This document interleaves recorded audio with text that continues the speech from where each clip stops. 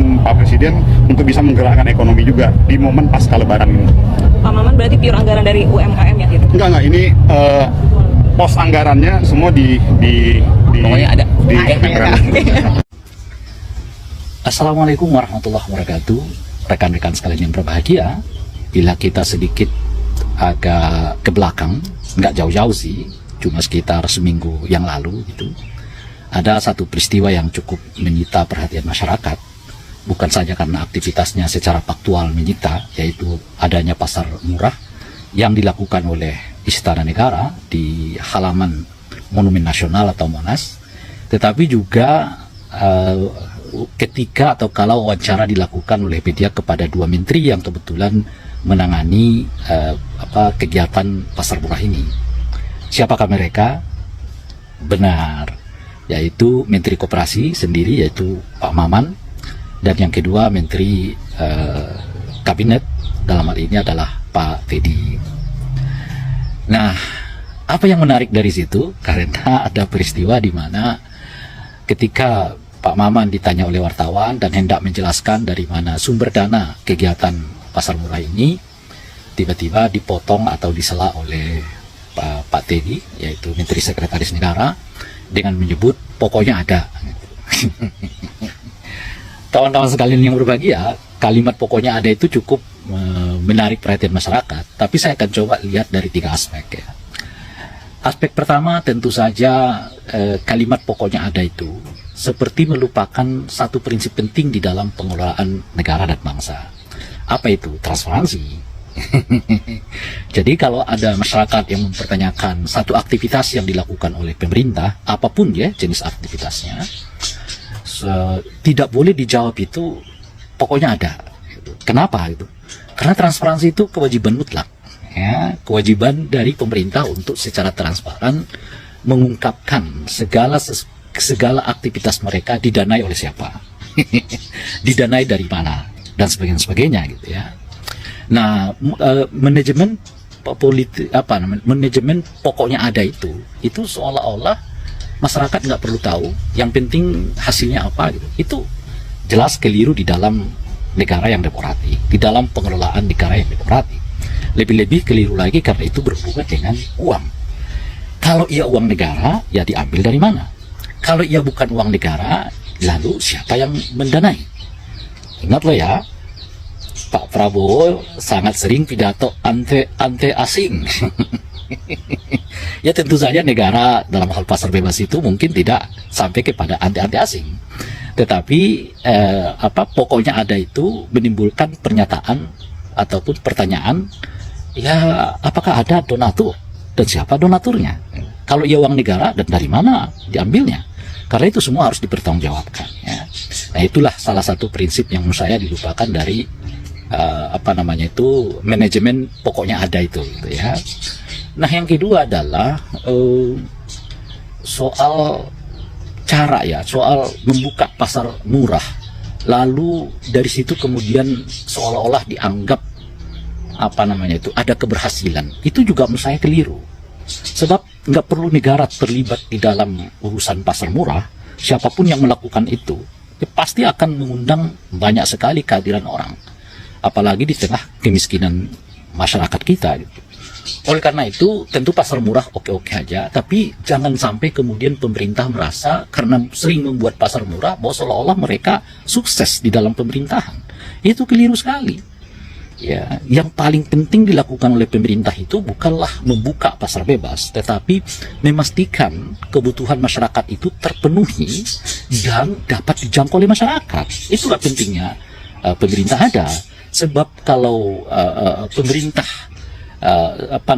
melakukan pasar murah lalu mengukur ya tingkat kesuksesan dari situ, ya saya kira semua orang bisa melakukannya tanpa harus melibatkan negara lah ya, tanpa harus melibatkan pemerintah juga dalam hal ini. Nah ini menurut saya salah satu kekeliruan. Jangan sampai kita membiasakan bahwa seolah-olah pemerintah yang membuat pasar merah pertanda bahwa mereka itu pemerintah yang baik dan sebagainya gitu. Padahal yang paling prinsipnya mereka nggak selesaikan, yaitu apa? Satu, ya tentu saja adalah soal ketersediaan bahan pangan atau bahan pokok yang dapat diakses oleh publik. Dan yang kedua dengan harga yang terjangkau. Disitulah kepentingan pemerintah ya dibutuhkan itu. Nah, yang ketiga kawan-kawan sekalian, saya merasa apa yang dilakukan oleh Menteri Sekretaris Negara ini yang memotong pembicaraan Menteri Koperasi saat dimana Menteri Koperasi saat itu hendak menjelaskan dari mana asal usul dananya atau pendanaan dari kegiatan pasar murah itu, lalu dipotong. Wah, pokoknya ada unsur seperti kurang respect ya. Bahkan pada tingkat tertentu seperti etik yang terlanggar gitu. Selain etik publiknya terlanggar karena tidak mau dijelaskan dari mana sumber dananya itu, tapi etik sesama pejabat negara juga seperti terlanggar. Kenapa gitu? Karena kan Pak Teddy itu bukanlah atasannya Pak Maman ya. Dia mitra sejajar karena sama-sama pembantu presiden.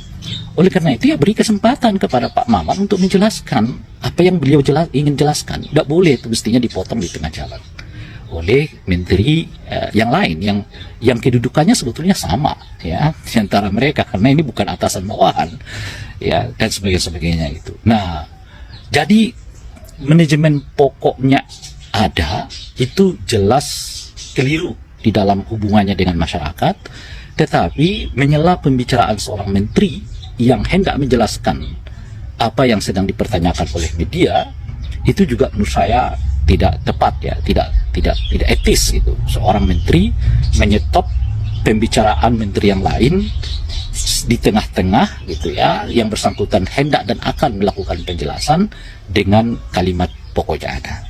Tetapi yang penting pokoknya oke gas, omong-omong jalan terus. Assalamualaikum. Perbedaan antar agama yang berbeda, kenapa kita tidak bisa bersama-sama? Padahal kita seiman. Sudah jalankan aja. Kau mau jalankan apa, silakan kau jalankan. Kau mau ikut siapa, ikutin lah, serah kau lah. Dosa kita nanti di akhirat itu kita sendiri masing-masing yang menanggung. Gak ada ditanggung, gak ada ditanggung sama iman, gak ada ditanggung sama habib, gak ada tanggung-tanggung. Urusan sendiri. Mainkan akal, mainkan hati. Udah. Dan itu saya lakukan. Begitu mungkin, Bunda. Kalau dengan sakit hati, ya sakit lagu sendiri ya. Aku enggak. Sebenarnya Jerima ini orangnya rendah hati ya. Jadi dia mengatakan kalau orang yang selalu merasa benar itu sifat iblis. Ya, dalam pandangan Islam katanya itu ada konsep tabayun lah untuk klarifikasi dua arah. Tapi aku nggak ngerti, dia tadi nggak naik ketika perbincangan sedang panas. Dia tapi dia menyimak. Aku ngerti orang inilah. Aku ya Pak ya, Ini loh ya. Karena aku melihat diskusi itu tidak fair. Bukan tidak bersalah. Kan janjinya nih, Bukan salah. dia akan menghadirkan pro kontra. Saya tampung gitu, tetapi karena ya kita lihat pemahamannya, kalau benar kita terima, kalau tidak ya jangan diterima, ditolak. Bukan Bunda, ini kan Kan membahas. bilang asal naik terus dibesikan. Pembahasannya begini loh Bunda. Pembahasannya menyinggung kelompok lain. Ya kan, ada dua persengketaan antara dua kelompok begitu ya. Lalu kita mengundang salah satunya dan dia berbicara bebas, ya kan, untuk menyampaikan semua narasinya, ya, bantahannya atau penuduhannya. Lalu yang satunya tidak ada di bagian itu. Di mana fairnya itu, Pak? Di mana fairnya? Gitu. Harusnya mereka ada. Nggak punya otoritas untuk itu, tapi percaya kepada Ibu Nelly seperti janjinya Jangan percaya sama manusia. Jangan percaya sama manusia. Sesat kita percaya sama manusia. Kita percaya sama Allah aja lah gitu. Kiai Bapak Kali Bos, ada seorang guru punya dua murid, yang satu itu dijadikan gurunya, ini paling benar dan ini salah. Nah, itu gimana itu? Karena tetap ada seperti itu paling benar karena garapnya dapat 100 semua. Ini salah, ini yang salah. Tadi Itu gimana? bukan tentang agama ya, tetapi kalau itu pertentangan agama, tentu kita akan menghadirkan juga orang-orang yang kompeten di bidangnya gitu. Tapi itu tadi bicara nasab, dan nasab itu bodo amat lo PMS. Pak Regar Hacker dulu deh. Selamat Pak Regar Hacker.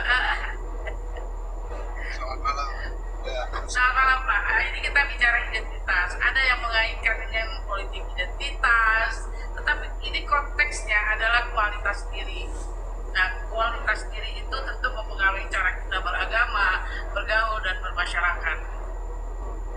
Di foto aja. Ya silakan. Nanti aku jadi ada apa juga. Apa ini? Makanya saya malah bingung, saya kan termasuk orang yang baru masuk ini tadi kan. Proyek lalu.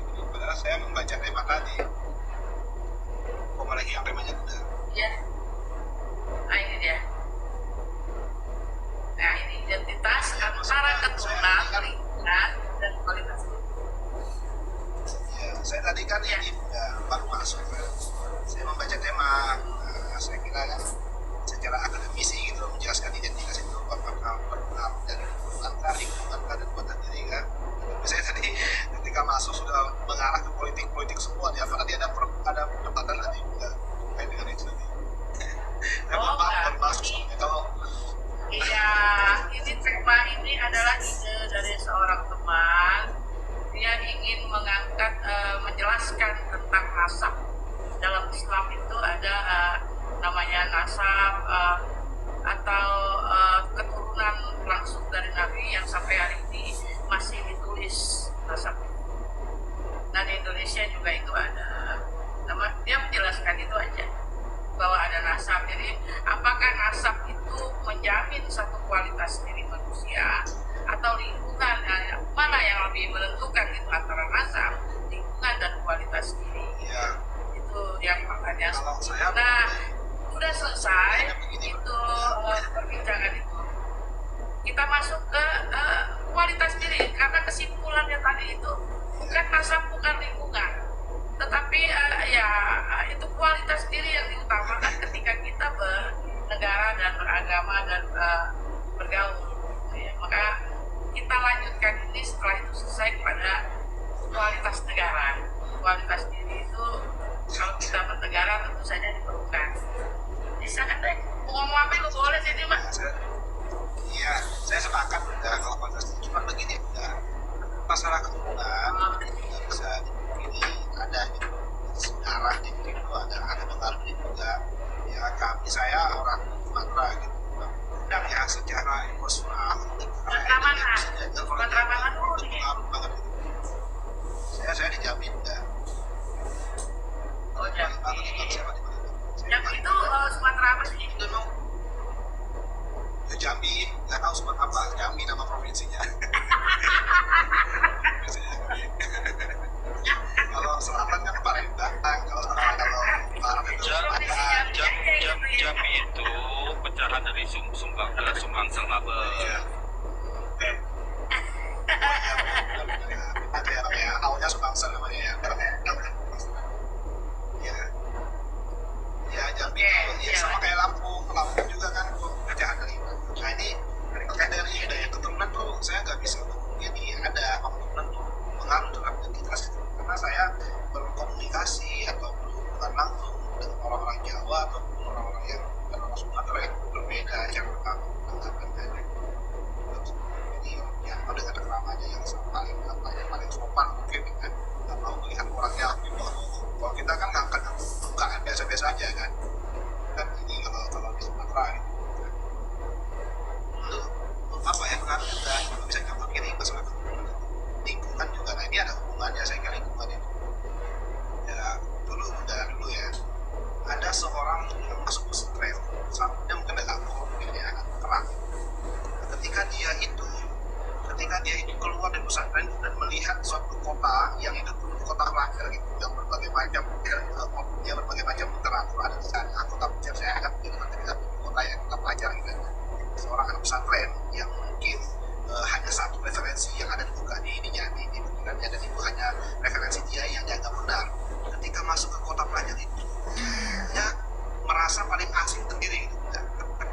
Itu kira-kira menurut Bunda itu pengaruh nggak buat lingkungan itu terhadap bentuk pemikiran seseorang, identitas seseorang? Dia merasa paling asing ketika masuk ke kota pelajar. Karena kota pelajar kan berbeda pendapat itu biasa gitu. Ketika memang mau berdebat dengan mazhab yang berbeda, dia itu biasa. Gitu. Tapi kalau dia ketika di pondoknya dia dengan ya saya bukan mengatakan ini ya, maka melemparkan kalau tadi hanya satu referensi nggak saya gitu. Misalkan referensinya hanya referensi si A dan ketika itu aja yang dia pelajari gitu. Nah ketika dia keluar dari pesantren itu dan melihat program pelajar, dia merasa asing di sana. Nah, dari satu sisi saya melihat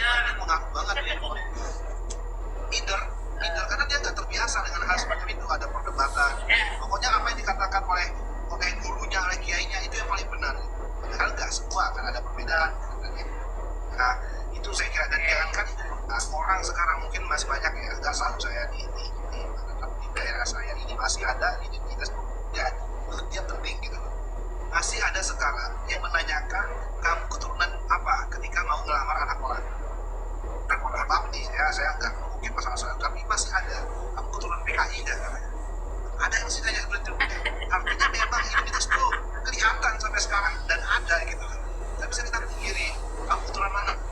Mohon maaf, bahkan ada yang keturunan agama juga ada anak orang NU melamar orang Muhammadiyah misalnya gitu ya. Tanyain juga, kamu apa ya Muhammadiyah? Kalau beda itu ada yang nolak juga orang tuanya. Nah, itu saya kira jadi beberapa itu saya pengaruh semua saya udah ketika ditanyakan ya antara keturunan lingkungan dan kualitas diri udah pasti lah, pasti ngelihat ini dia dari di mana nih misalkan apa jabatan segala macam ya dia di misalnya apa masih ada ini kalau keturunan dan lingkungan itu saya kira nggak bisa dipungkiri juga dan memang mempengaruhi identitas kita gitu. Saya kira itu udah udah gitu doang. Mau apa sih tadi? Iya, dalam bodo amat. Matanya udah sempurna, udah ya intinya berpengaruh karena kalau menanyakan mana yang paling menentukan semuanya menentukan udah gitu. Oh itu bagus. Ya jangan kembali ke politik dulu gitu. Ya kan pesan saya ini tema aja Kenapa sih datang? karena Bunda mungkin mengarah ke politik tadi ya menginginkan jawaban politik ya saya nggak mau jawaban politik saya mau identitasnya aja dijawab dulu ini mengaruh atau nggak mana yang paling menentukan semuanya menentukan gitu loh ya nggak bisa dipungkiri itu. Tadi sebenarnya ini lebih kepada kita bicara tentang nasab ya, nasab kepada Nabi. Iya tapi enggak ini temanya tidak diundang kayak gitu temanya nggak ada hubungannya nasab. Iya, tapi udah selesai. Itu ngomongin mentok lah sampai di situ. Makanya Orang mau bolak balik. nah iya makanya saya komentari ini gitu udah. Apa itu bukan topik ringan ya, tetapi kita membahas itu nggak perlu dijadikan debat kusir. Kalau tadi ada dua arah, ada yang pro, ada yang kontra, mungkin akan dalam gitu pembahasannya. Tetapi kalau satu arah aja, dia cuma memberi info gitu. Nah info itu kalau kita udah dapat semuanya, ya kita tutup lah. Jadi kita alihkan pembicaraan ini kepada kualitas diri. Kualitas diri ini sangat tergantung kepada orang-orang kan. Kalau kita bernegara, beragama dan bersosialisasi, tergantung tadi kayak Legal Enger bilang, dia masuk ke satu lingkungan baru, kemudian dia nggak bisa nggak bisa ngeblend gitu karena minder dan lain sebagainya gitu kan. Itu kan karena kualitas diri, bukan karena keturunan, ya kan? Betul nggak sih? Jadi kalau tadi dibilang itu satu kesatuan, saya setuju gitu.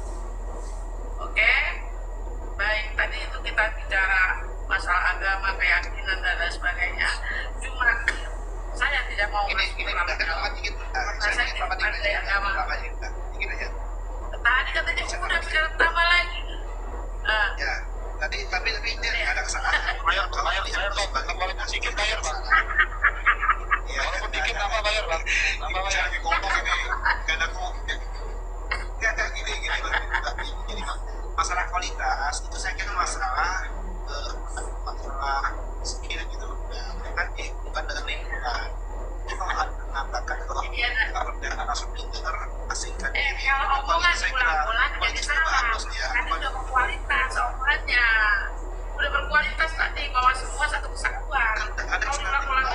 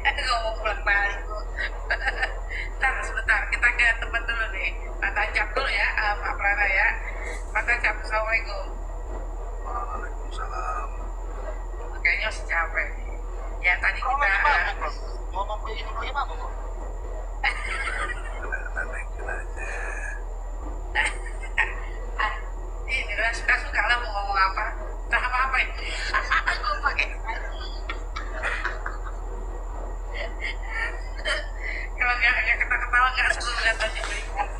Aku udah pernah kali ini. Tadi kita ngomongin hal-hal yang normatif lah. Yang boleh, yang nggak boleh, hampir kayak gitulah gitu. Jadi tadi banyak juga orang yang diam karena nggak begitu ngerti. Gitu. Hampir jadi room pengajian, jadi bukan room diskusi. Makanya saya langsungkan bawa room ini ke ranah sosial lah gitu. Silakan Pak Tajam. Kalau mau ceramah pun gue denger lah. Suka-suka lah.